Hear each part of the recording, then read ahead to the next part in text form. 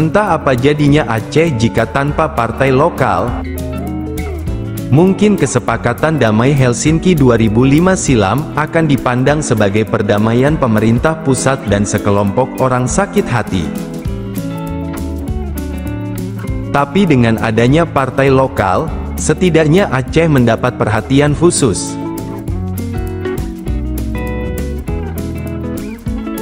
Karena hanya sebuah negara yang boleh punya partai dan partai-partai itu bertarung dalam secara elektoral.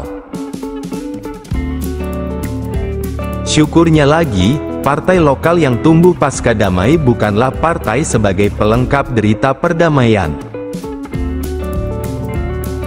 Ada partai Aceh yang mendominasi kursi legislatif dan eksekutif di provinsi dan kabupaten.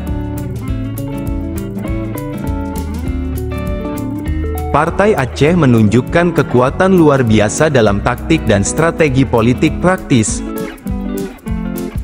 Hal itu membuat Partai Nasional agak menciut dan beberapa dari Partai Nasional memilih berkoalisi dengan Partai Aceh. Partai Aceh yang boleh bertarung di tingkat Provinsi Aceh semata, menunjukkan kecanggihan walau berasal dari provinsi kecil di ujung Sumatera. Mengapa Partai Aceh begitu dikdaya meraup suara? Itu karena, menurut kami, menjaga basis massa di level terbawah masyarakat serta terampil untuk unjuk diri sebagai partai representasi rakyat yang ingin berdaulat.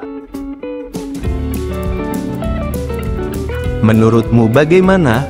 Mungkinkah Partai Aceh mampu menjaga kedikdayaannya sampai nanti? Silakan beri alasan di kolom komen.